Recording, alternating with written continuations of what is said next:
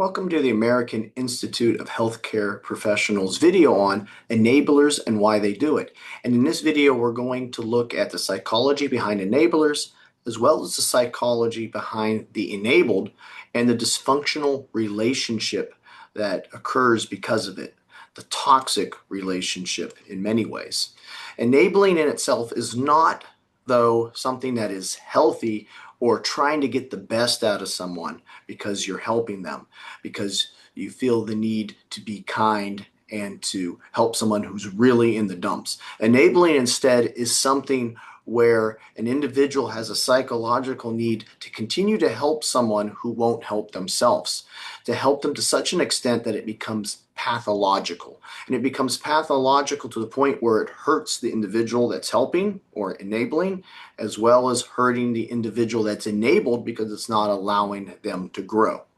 Now, enabling can occur through excessive financial aid, academic help, through helping with personal tasks, even the most menial of tasks, as well as permitting or ignoring destructive habits and addictions and allowing them to exist.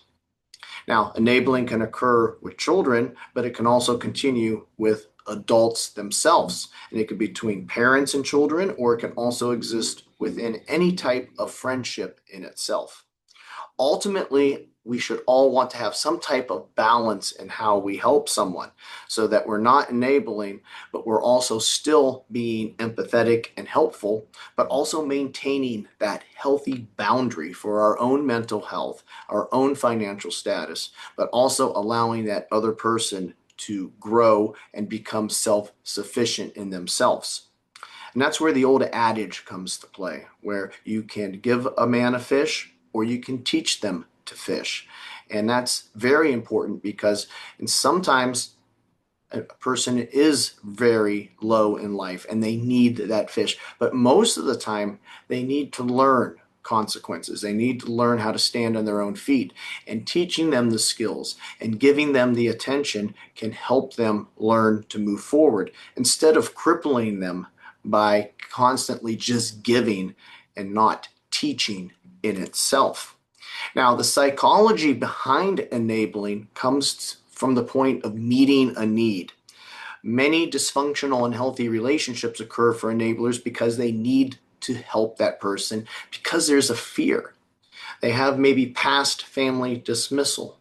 Maybe they have anxious attachment disorders, or they may have insecure attachment disorders. And because of that, they form very overprotective patterns of behavior because of that great fear of losing. They will do anything to keep that person in their life or to protect that person.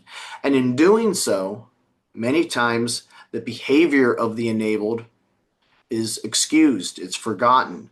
The behavior is in itself not acknowledged because of fear of breaking that relationship.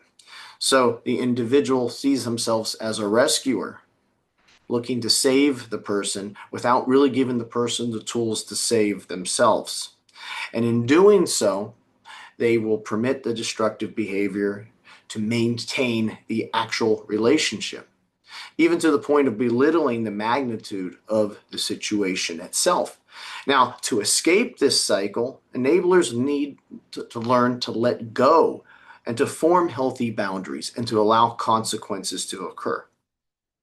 At earlier ages, parents need to allow children to experience consequences and to be held accountable. In addition, they need to be taught children about creativity and independence and permitted to experience these things. Celebration needs to be celebrated. Success needs to be celebrated, as well as failures needing not to be dismissed, but to be properly discussed. And in doing so, children learn. Children learn to properly grow, to be able to fix problems instead of having problems always fixed for them. In many cases, the enabler is also a manipulator, though. And that's why it's important for individuals to form boundaries and to know when it's okay to say no in itself.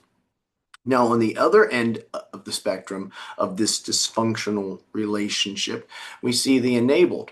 The enabled learn these behaviors from a life of being taken care of too much, usually from their parents or their primary caregivers.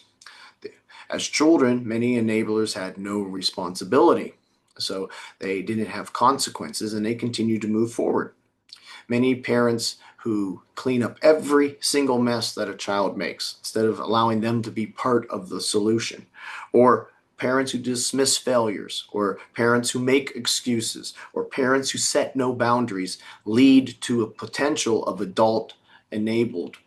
And in that leads to a very long grocery list of negative effects for that person's ability to be a functional adult. Many of the enabled, because of that, become co-dependent, and they lack various problem-solving skills. They lack the initiative to actually go out and do. Many enabled also partake in destructive behaviors as well as addictions, and that's due to the fact that many of them have never faced any consequences, and no boundaries have ever been instilled for them. Ultimately, because of this, the enabled become apathetic, lazy, and unable to change. And many of them become manipulative, looking to find someone to solve their problems. So it's very important to identify these signs within the enabled so that a dysfunctional relationship does not occur. We are AIHCP. We offer a variety of mental health certifications. Our link is below. Our number is 330-652-7776, and our email is info@aihcp.org. I'd like to thank you for listening today, and have a good day.